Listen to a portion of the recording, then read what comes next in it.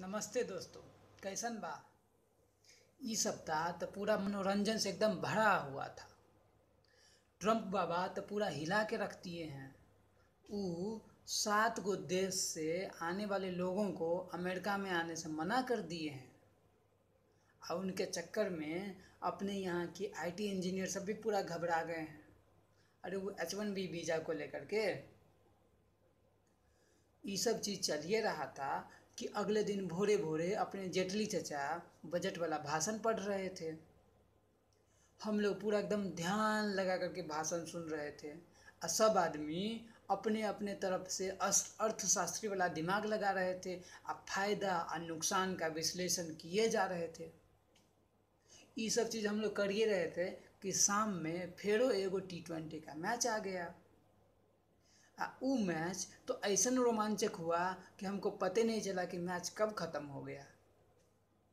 हमारे एगो भैया हैं, वो मैच देख रहे थे कि बीच में लाइनें कट गया। वो गए जनरेटर चलाने के लिए, जनरेटर चला के आए और टीवी को ऑन किए तो देखते हैं मैदान पूरा साफ़ हो गया है। वो तो पूरा एकदम शॉक हो गए। खैर छोड़िए इस बात को। अभी गोवा में वहाँ पंजाब में इलेक्शन ख़त्म हुआ है। एकदम पूरा बम्पर वोटिंग हुआ है। आप लोग भी जो अगला अगला वोटिंग होगा आपके यहाँ पर एकदम बढ़िया से दीजिएगा, सोच विचार करके दीजिएगा। एगो और बात, जाति धर्म को सोच के नहीं दीजिएगा, अपने दिमाग का उपयोग करिएगा। और एगो चीज़ और कहना था कि यदि आपको कोनो चीज़ का फुल फॉर्म सीखना है तो मोदी चचा से सीखिए। का है कि एकदम नया नया तरीके का फुल फॉर्म बतियाएंगे आपको। कभी स्कैम का फुल फॉर्म बताएंगे तो कभी विकास का फुल फॉर्म बताएंगे।